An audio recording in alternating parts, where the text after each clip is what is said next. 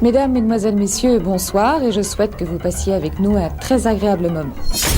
Alors allons-y. Let's do it. I have good news for you. C'est de la Formule Express. J'adore ça. Ah bon? On fait pas chier. On essaye? Allez.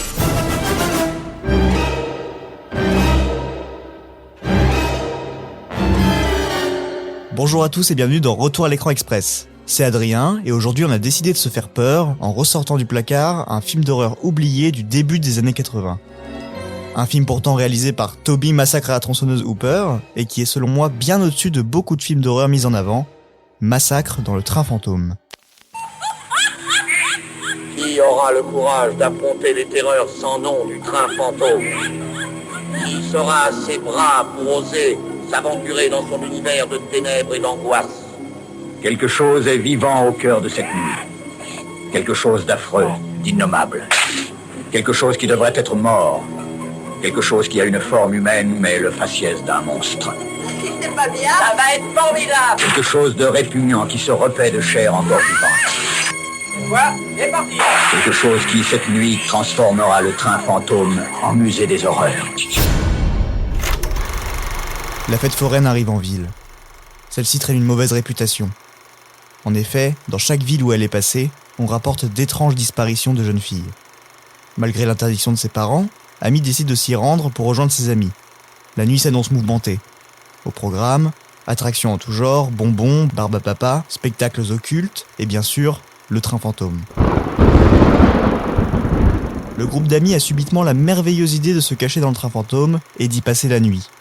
Tout cela était sans compter sur le fils du propriétaire, un être monstrueux et mentalement dérangé, qui va prendre un malin plaisir à leur faire regretter leur intrusion. Tu as entendu ce que j'ai dit au sujet de la fête foraine? Ils ont dû se servir des fiches dentaires pour identifier Oui, j'ai les corps. entendu. Où est-ce que vous allez ce soir? Toby Hooper est un enfant du Texas. Passionné de cinéma depuis toujours, il est abreuvé depuis sa plus tendre enfance de films de monstres, notamment ceux de la Hammer et d'Universal. Après avoir sorti Massacre à la tronçonneuse, Hooper est devenu l'homme d'un seul film. Sa plus grande réussite est à la fois sa malédiction. Le chef-d'œuvre de l'horreur et de l'épouvante, Massacre à la tronçonneuse. Cette histoire vraie est le plus horrible, le plus monstrueux crime qu'on ait jamais vu sur un écran. Vous êtes cinglés! Non! Vous êtes fous! Arrêtez! En 1977, il réalise Eaten Alive, ou Le crocodile de la mort. L'histoire d'un ermite gardant dans son marais un alligator mangeur d'hommes. Il s'implique ensuite dans plusieurs projets sans succès, notamment sa brève intervention dans Motel Hell.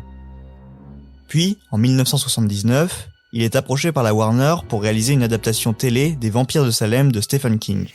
Nous vous avons présenté hier un extrait d'une comédie musicale Fame qui a remporté un très gros succès au Festival de Deauville, le festival du film américain. Mais il y a tous les genres à Deauville. Et voici aujourd'hui un film d'épouvante, pourquoi pas. Les Vampires de Salem, c'est un film dont le but est de vous faire très peur. Et le réalisateur Tobe Hooper n'a pas lésiné sur la réalisation particulièrement impressionnante et efficace, vous allez le voir. La vedette du film, c'est James Mason, qui interprète le rôle d'un antiquaire très inquiétant, qui introduit dans la ville de Salem des vampires. Et dans l'extrait que vous allez voir, eh bien, les vampires sont en action. Le travail de Hooper est remarquable compte tenu des contraintes imputées au tournage d'une fiction pour la télévision. La résonance de son téléfilm est telle que le prochain film de Hooper met déjà l'eau à la bouche des spectateurs. En pleine hype du cinéma d'horreur, l'expérience de Hooper ne devrait pas tarder à attirer les studios. Il est alors mis aux commandes des Nuits de la violence, mais pendant le tournage, son travail ne convainc pas le studio. Il est alors évincé du projet malgré le soutien des producteurs. C'est John Cardos qui le remplacera et qui sera alors le seul réalisateur crédité pour le film. Il fait la rencontre de Larry Block qui lui parle d'un scénario impliquant une fête foraine et des adolescents se faisant assassiner dans un train fantôme. Hooper est très intéressé, le projet lui rappelle Nightmare Alley, un film qui lui tient à cœur. Il donne son numéro à Block, il veut absolument se tenir au courant du projet. Sachant cela, le scénariste remanie son scénario en regardant Massacre à la tronçonneuse, et il décide d'y incorporer certains thèmes présents dans le film de Hooper. En 1980, Paramount distribue Vendredi 13, un film d'horreur à budget réduit qui met immédiatement le feu aux poudres et lance la mode du slasher. Tout le milieu se met en quête de son propre slasher afin de profiter de cette nouvelle poule aux œufs d'or. Derek Power, qui était producteur sur Les Nuits de la Violence et qui a par ailleurs défendu Hooper contre le studio à l'époque, propose au réalisateur de prendre en main un projet de slasher. Hooper se rappelle du scénario de Larry Block et met en place le projet. Horrible, horrible! Ce sont toutes des créatures du Seigneur, pas de l'homme. Elles sont toutes authentiques et elles sont horribles. Horrible, horrible, horrible.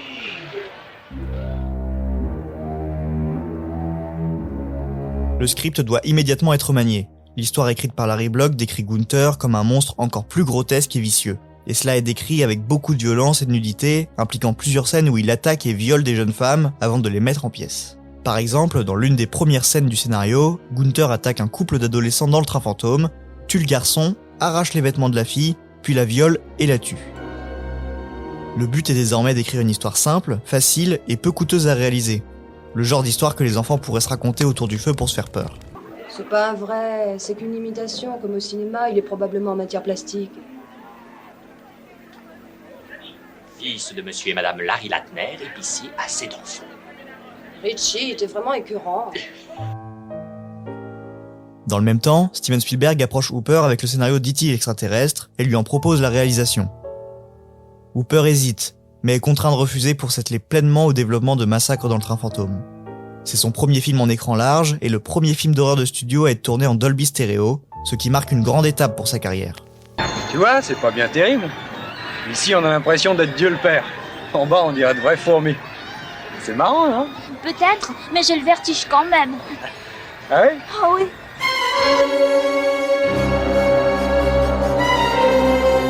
Le budget est réduit, mais tout de même plus important que les autres slashers de cette époque. On parle ici de 3 millions de dollars, lorsque Vendredi 13 n'en avait qu'un demi-million. Le studio compte sur Hooper pour mettre en place leur nouveau plan d'attaque, conquérir le marché du slasher. Tobe Hooper n'est pas grand amateur de cette nouvelle mode, mais accepte pour réaliser son rêve de tourner dans une fête foraine. Écoute, je ne connais pas tes projets pour ce soir, mais je ne veux pas que tu ailles à la fête foraine. Ils sont déjà passés l'année dernière à Fairfield, et après leur départ, on a trouvé les cadavres de 2 fillettes dans la rivière.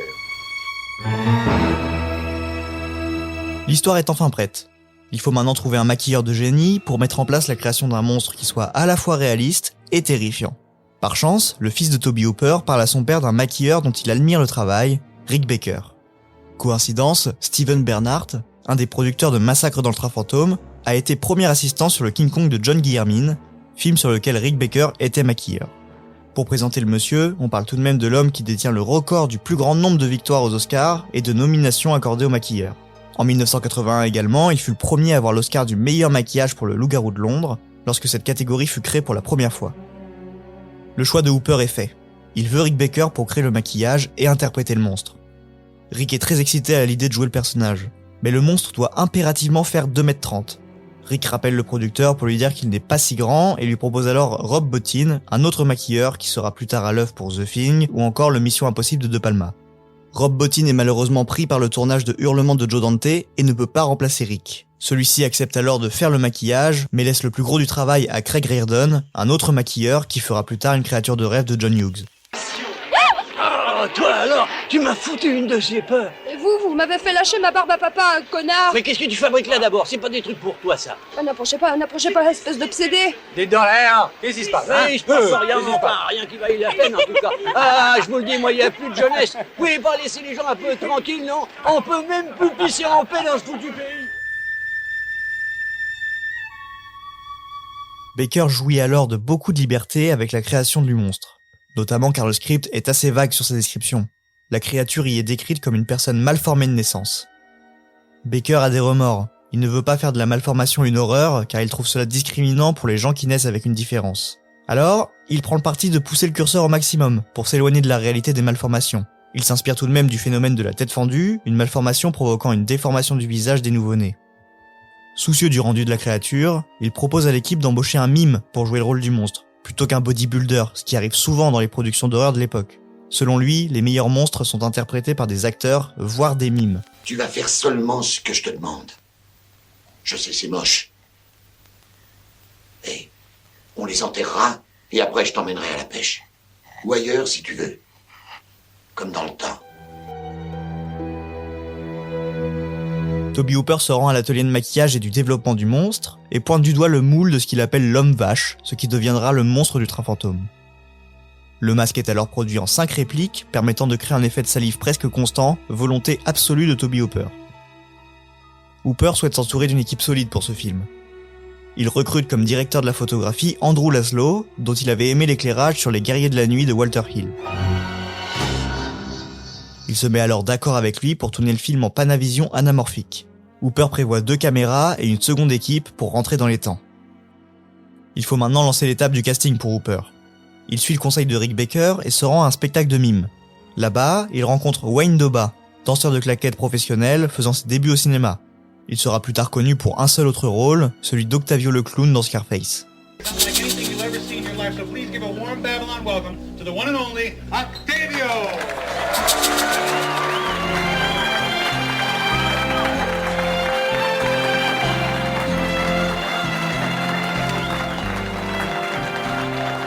Strangers in the night, exchanging glances, wondering in the night, what were the chances we'd be sharing love?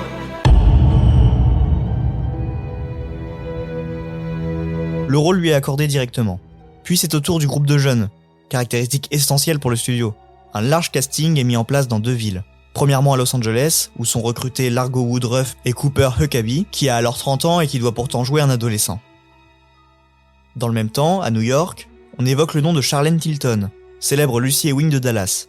Puis le nom d'Ellen Barkin circule avant qu'Elizabeth Berridge ne soit finalement castée pour le rôle d'Amy. Son physique de femme-enfant correspond parfaitement à la vision de Hooper. À New York toujours, le réalisateur découvre Sean Carson, qui se voit offrir le rôle de Joey, et Miles Chapin, que Hooper voit en Richie.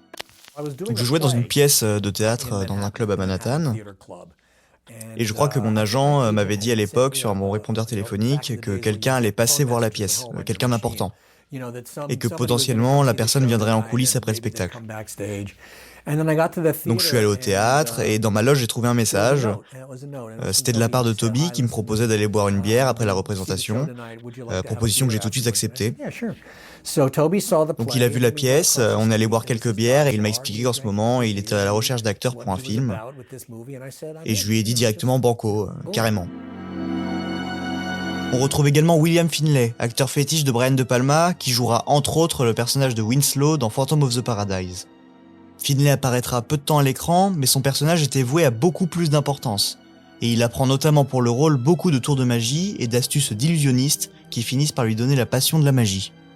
L'acteur Kevin Conway passe le casting de New York et accepte de jouer dans le film à la condition d'interpréter 3 rôles.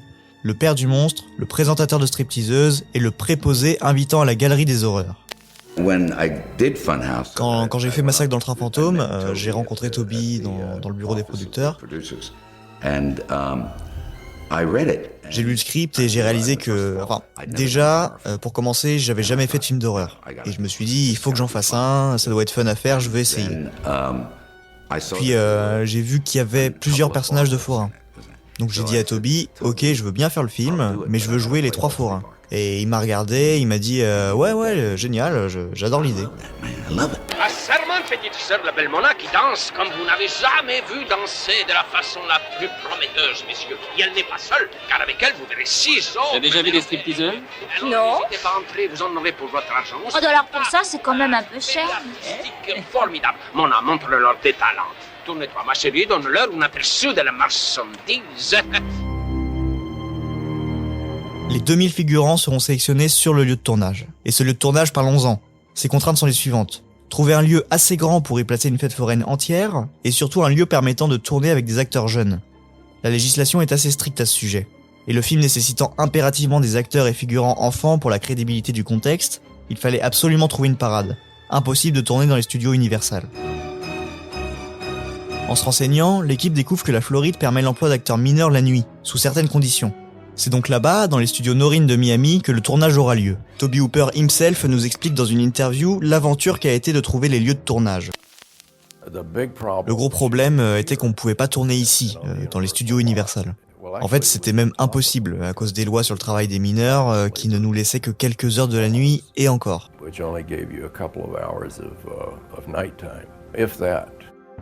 Mais en fait, sur la côte Est, le travail des mineurs dans un film est régi par la guilde des acteurs.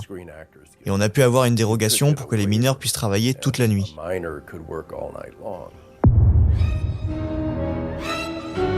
Hooper, qui a acquis un certain nombre de vieux jouets antiques et mécaniques, les utilise pour meubler son décor. Il s'arrange avec le chef décorateur Mort Rabinowitz pour confectionner un décor extrêmement riche et dont l'ambiance se veut mécanique. Plus de machinerie sera visible, mieux ce sera. Mort Rabinowitz est un habitué de Hooper, avec qui il a travaillé sur les vampires de Salem. Les idées ne lui manquent pas, mais il ne possède que $125 000 de budget. Ainsi, certains accessoires dans la chambre de Joey appartiennent à la ventriloque Shari Lewis, grâce à l'aide du coproducteur exécutif Mace Neufeld, qui est l'un de ses amis. Le chef déco puise son inspiration dans des archives de la MGM et des magazines des années 40. Par manque de budget, certaines idées de décor sont abandonnées, notamment celle d'un musée de cire qui aurait contenu entre autres une statue d'Adolf Hitler. La fête foraine est transportée tout entière depuis l'Ohio jusqu'au studio de Floride. Le décor du train fantôme est intégralement construit en studio et est un mélange de 6 décors différents. Cette fois, t'es allé un peu trop loin. Tu t'en es pris à un des nôtres. Je supporterais pas. Je te l'avais pourtant dit et répété. C'est vrai, je me fous des saloperies que tu peux faire avec les gens du coin. Mais je veux pas que t'aies la moindre histoire avec les forains.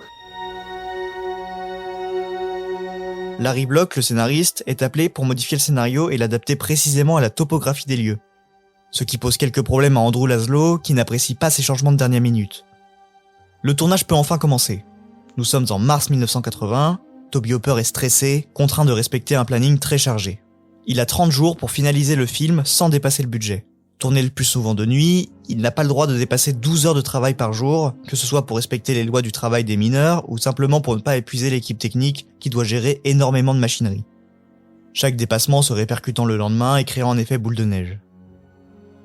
Ce timing est d'autant plus serré que Tobe Hooper est engagé sur un autre tournage débutant directement après Massacre dans le train fantôme pour un film nommé Venin. Sur le plateau, il enquille les canettes de coca à la douzaine. C'est pour lui un moment très compliqué. Il faut dire que pour ne rien gâcher, Miami est en proie à une importante guerre de la cocaïne et les lieux ne sont pas ce qu'on pourrait appeler un havre de paix. La sécurité est renforcée mais Hooper reste inquiet.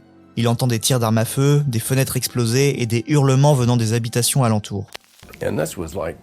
C'était sûrement le pire moment pour tourner un film à Miami, parce que c'était vraiment la période qu'on voit dans Scarface. Je veux dire, durant la guerre de la cocaïne, c'était très très chaud, et on sentait que ça allait exploser. Le syndicat des conducteurs était en guerre, je sais pas pour qui ou pourquoi, mais moi j'étais dans mon bureau, dans un espèce de gros complexe qui faisait partie du studio, et on entendait les coups de feu. Les fenêtres qui explosent, les balles qui sifflent autour de nous.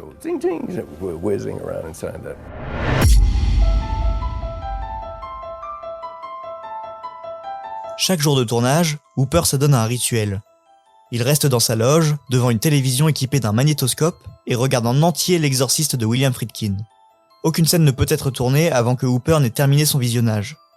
C'est selon lui essentiel pour se plonger dans son rôle de réalisateur et pour fabriquer le meilleur film possible. N'ayez pas peur, je veux seulement vous parler. Venez. Allons, venez, je veux seulement vous rendre votre briquet. D'abord, qu'est-ce que vous faites là-haut? C'est pas légal de pénétrer dans une propriété privée. Malgré ce budget réduit, il a réussi à obtenir une grue industrielle utilisée pour des plans de grue du film, pouvant s'élever plus haut que la grande roue du parc d'attractions. La grue est gigantesque, elle comporte 3 sections pouvant chacune s'étendre sur 15 mètres. La machinerie employée pour le film est plutôt lourde, et l'équipe doit s'accommoder des manèges et autres attractions.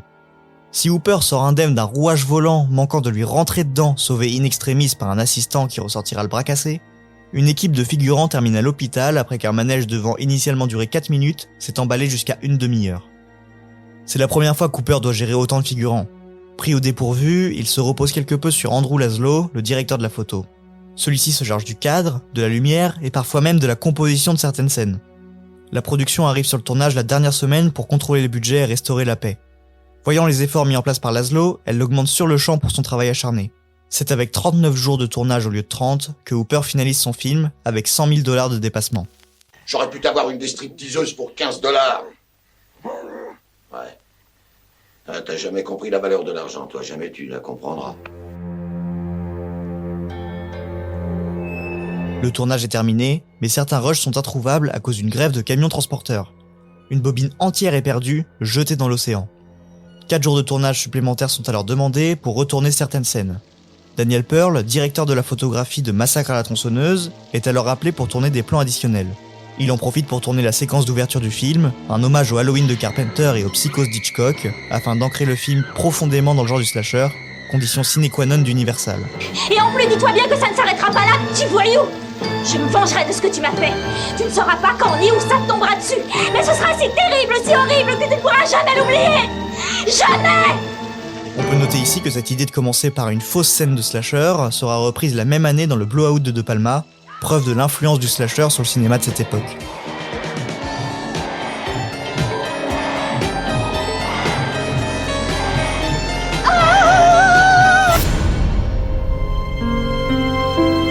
Le film passe alors entre les mains du monteur Jacques Hofstra, qui sera plus tard connu pour le montage de L'Expert avec Stallone, de Young Guns ou encore de Color of Night. Pendant le début du montage, Hooper doit se rendre comme prévu sur le tournage de Venin à Londres et est contraint de laisser son monteur. C'est alors en solitaire que Jacques Hofstra s'assurera du montage. Il est placé sous la responsabilité de Verna Fields, monteuse des Dents de la Mer, qui est depuis 1976 devenue vice-présidente d'Universal. Elle prend alors le relais de Hooper et fait des choix stratégiques dans le montage. Elle choisit notamment de concentrer l'horreur dans le train fantôme, afin de rendre le lieu beaucoup plus angoissant pour le spectateur, plutôt que d'éparpiller la violence dans toute la fête foraine. Le train fantôme doit être l'aboutissement de toute cette ambiance macabre. Dans le train fantôme, voyons. Tu es fou, Richie. Mais Fred et Eddie l'ont fait il y a 2 ans à la foire de Fairfield. Et toi, naturellement, tu les as crus. Tu sais une chose, tu n'es qu'un minus. C'est vrai ce que je dis, ils l'ont fait. Et nous pouvons le faire. Enfin, si vous en avez envie. Si nous en avons envie, t'es sûr que tu veux, toi? Je vous dis que c'est qu'un minus. C'est aussi ton avis? Oui, t'es qu'un minus. Parfaitement. Mais je vais le faire. D'accord, on va passer la nuit ici. Reste le problème de la musique. On évoque le nom d'Harry Suckman, qui avait travaillé avec Hooper sur les Vampires de Salem, puis on parle de Giorgio Moroder. Après réflexion, c'est John Beal qui est engagé pour la musique. John Beal qui sera plus tard connu pour ses remontages de musique de films pour en faire des bandes annonces, et deviendra alors l'homme qui a créé l'identité musicale des bandes annonces modernes, avec des projets tels que JFK, Titanic, Star Wars, Ghost ou encore Black Rain. Un son orchestral est demandé, malgré un budget de $150 000 pour 3 jours d'enregistrement. J'ai eu la chance de l'interviewer pour cet épisode de Retour à l'écran express, et voici ce que j'ai pu apprendre. Lors de notre entretien, il m'explique que la plus grande difficulté était que le film nécessitait de la musique en permanence, et que c'était le genre de musique qui pouvait rapidement donner l'effet d'un thriller un peu cheap. Le producteur Mace Neufeld, qui l'a choisi pour le projet, lui demande alors de composer une musique qui sonnerait comme celle d'un film beaucoup plus coûteux et magistral qu'un slasher. Pour Massacre dans le train fantôme, c'était une époque où chaque film était fait électroniquement. Les synthés étaient à la mode et étaient omniprésents. Il y en avait beaucoup sur le marché et ça permettait beaucoup de liberté. Moi j'ai étudié avec un gars qui s'appelait Clark Spengler et qui est un vrai pionnier dans l'utilisation des synthés, donc j'étais vraiment au fait de ce qu'on pouvait faire avec. Mais Mace Neufeld, le producteur, m'a demandé d'utiliser un orchestre. Et c'était une bonne idée en fait, parce que le son des synthétiseurs date vraiment le film, alors qu'un orchestre, ça permet d'avoir une bande-son beaucoup plus intemporelle.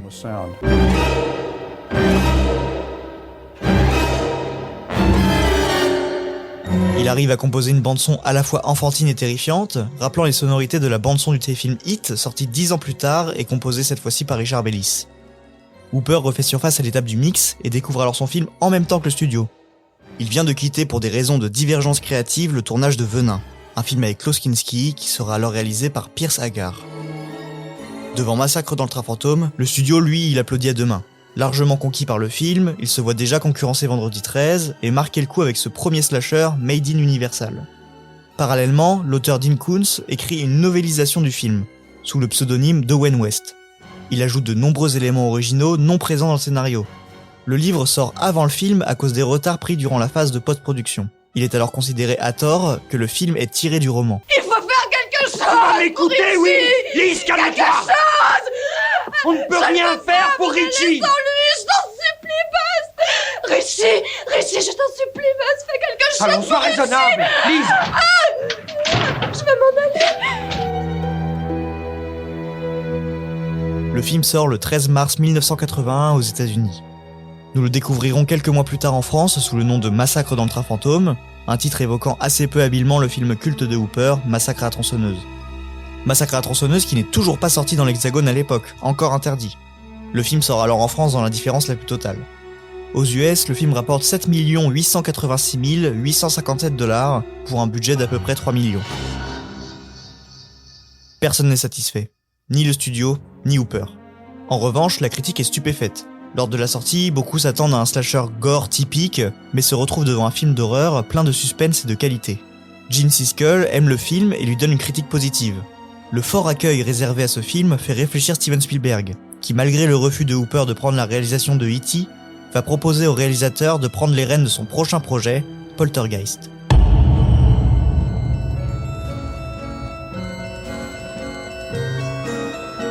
Au Royaume-Uni, le film est poursuivi en tant que vidéo nasty, mais sans succès. Comme le film est considéré comme assez docile par la critique, il est supposé que la tentative d'interdiction soit simplement due à une confusion avec le film The Last House on Dead End Street, qui possède le titre alternatif The Funhouse.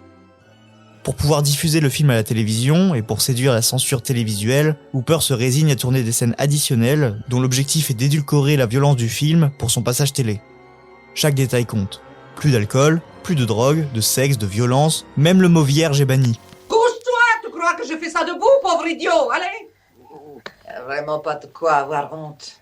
Ça arrive aux meilleurs, ces choses-là. Massacre dans le train fantôme est disponible en VOD sur Amazon Prime. On le retrouve également en combo DVD Blu-ray chez Elephant Film.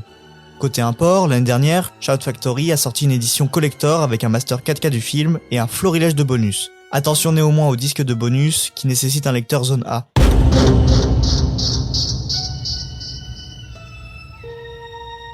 Massacre dans le train fantôme de Hooper est caractéristique de son cinéma. C'est peut-être même son film le plus représentatif des marottes du monsieur. On y retrouve son amour pour les monstres, avec Frankenstein d'abord sur une affiche, puis plus visible avec un masque que porte le monstre, accompagné d'autres masques de créatures fantastiques, comme Dracula ou le loup-garou. On pense évidemment à Freaks, une autre grande inspiration de Hooper. Le réalisateur a toujours eu une volonté de mettre en scène des marginaux, des gens rejetés de la société. C'est cette Amérique-là d'où il vient et c'est celle-là qu'il veut protéger. On y retrouve la notion de destin, déjà évoquée dans Massacre à la tronçonneuse avec l'horoscope. C'est ici avec Madame Zena, une cartomancienne, que Hooper remet en place la notion de fatalité. Le Seigneur a l'œil sur vous. Je demande pardon. Il entend tout et voit tout.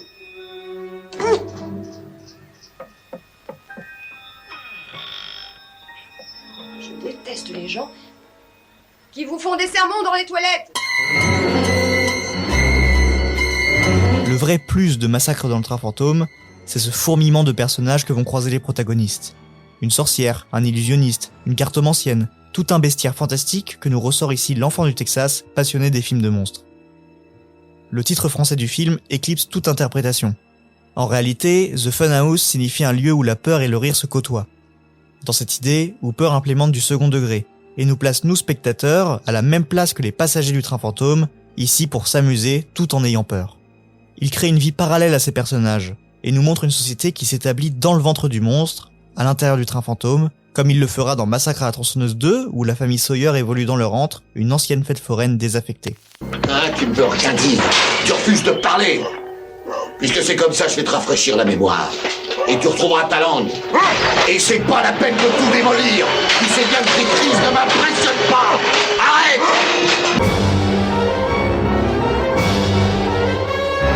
Enfin, la notion d'engloutissement et de retour aux entrailles de la Terre jonche la filmographie de Hooper. Et ainsi Massacre dans le train fantôme, avec une scène de fin dans une salle des machines, présentée comme un monstre à part entière. Sortant en pleine effervescence du slasher, le film emporte de nombreux stigmates. Un tueur masqué, des enfants de la banlieue fumant des joints et faisant l'amour en violant une propriété privée. On retrouve également la Final Girl, la virginité et toutes les caractéristiques d'un slasher. Mais il n'en est rien. Massacre dans le train fantôme est bel et bien un film de monstre. Le tueur se démasque rapidement et les armes blanches ne sont utilisées que par les protagonistes. Hooper trompe alors le spectateur et le studio en nous vendant un slasher pur jus.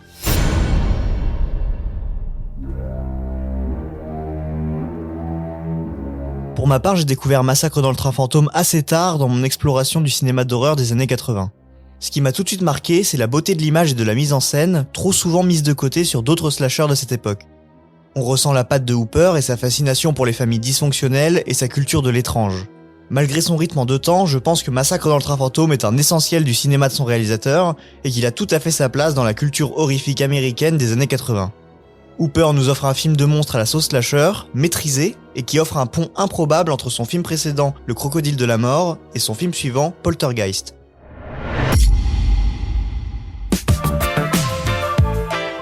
Voilà, c'est la fin de cet épisode de Retour à l'écran express. Vous pouvez retrouver nos autres épisodes sur les plateformes de podcast ainsi que sur YouTube. À très vite. Si je devais résumer ma vie aujourd'hui avec vous, je dirais que c'est d'abord des rencontres. C'est vrai que je ne vis que pour le cinéma. Pour être aimé, il faut être aimable. Vous voulez un chocolat? C'était pas ma guerre. Back and full force. Quelle est votre devise? Je m'appelle Bond. James Bond.